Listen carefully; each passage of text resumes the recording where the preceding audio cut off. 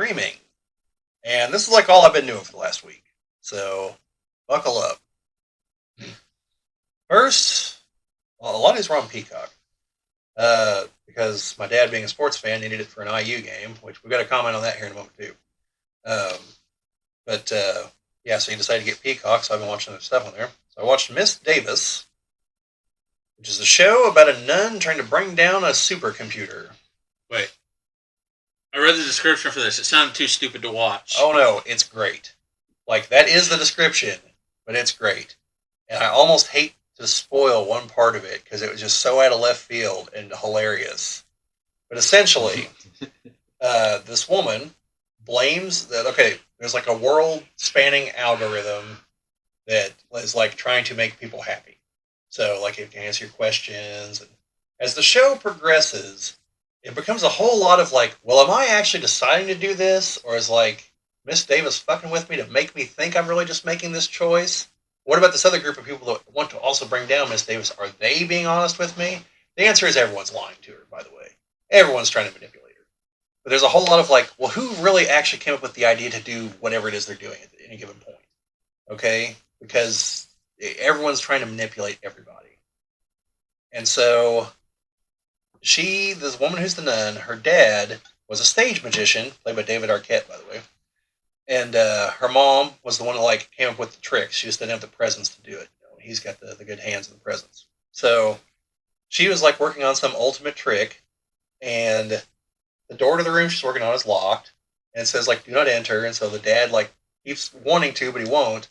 But he finally convinces the daughter to go in there because she can pick the locks. And so she does. She opens up the door, and there's a loaded crossbow that fires and hits her right here. And so she has to go to the hospital, obviously. It has a liver transplant. And so then you find out through like a bunch of other stuff that happens that her liver came from a woman who drank from the Holy Grail, and then her head exploded. And it was this guy's daughter who was sitting right next to her at the time. They had spent 10 years trying to destroy the Grail. There's a whole reason why. And so he realized that, like, possibly the key to its destruction, because the one rule the group had was don't drink from it. Well, they realized it's exploded. He's like, but maybe there's more to it. Because he's like, this rat drank from it at one point and died. But then the cat ate the rat, and the cat's like 30 years old at this point. So, like, obviously it conferred something to the cat. So he's like, well, I couldn't let my daughter's death go to waste. So maybe by drinking from it, she'd already started her biological process. I just needed to put her organs into someone else, specifically the liver, because it deals with filtering toxins. So maybe she's the one that can do it. So the algorithm wants her to destroy the Grail, and in exchange, it'll delete itself. So she like tracks down the person that made it, and she's like, yeah, it'll probably do it. But then you find out the ultimate curveball, like what she designed the algorithm for originally. It's for Buffalo Wild Wings. The reason it wants to destroy the Grail is because that's like in their literature about like the Holy Grail of customer service and stuff. It has no concept that it's the actual Holy Grail, you know, with Jesus Christ and everything. Because like the flip side, I need to watch this. Because the other part of this is she can actually like communicate with Jesus like directly. Like she like closes her eyes and thinks about him, and the next thing she knows, she's in a restaurant that he's running. Who plays Jesus? I don't know the guy's name. But anyway, it's really good. It's very entertaining. Everything comes back around. However, I'm going to say this because this applies to both Miss Davis and Twisted Metal.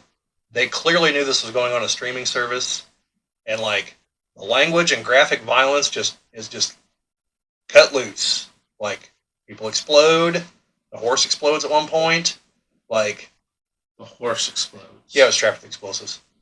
And the one guy's trying to convince her, like, look, there's no possible way these guys would have done this. Like, clearly it was all fake.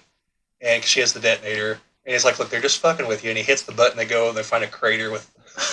and she's like, you killed my horse. And you find out it was, in fact, a fake. And so she gets the real horse back again. But yeah, like, it's great, though. Another one of those, you can't hurt the animals. You can blow up people all day, but... Well, yeah, I don't care who dies, so long as the dog survives. Well, because dogs are innocent. Even if the dogs are mean, and fighting people and stuff. They're still innocent. However, John Wick did not follow that, Though- but retribution was gotten. Though the fact that Alien 3 originally had a dog that Yeah. because it never made sense in that movie that the chest burster was so small because when they put it coming out of the oxen, it should have been gigantic. Yeah, Not necessarily. I wish it would have been. It would have been just huge. it should have been. Not necessarily. The chest burster might not change in size. It should. I'm just saying, if we apply the logic that Kenner applied to the action figures, all the figures were roughly the same size, even the one that came out of the gorilla. It was still roughly the same height as the Scorpion. I like the which should have been, in comparison, tiny. I like the one. Kenner has Think a about- little bit of a limitation. I know, but think about what I just said. One of those came out of a gorilla, the other one came out of a scorpion.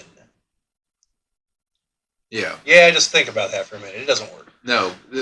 It had to have been like the spores, like in like when Alien Covenant. when Batman fought the alien and one came out of a crocodile and the thing was gigantic. Yeah, the eventual alien should be bigger.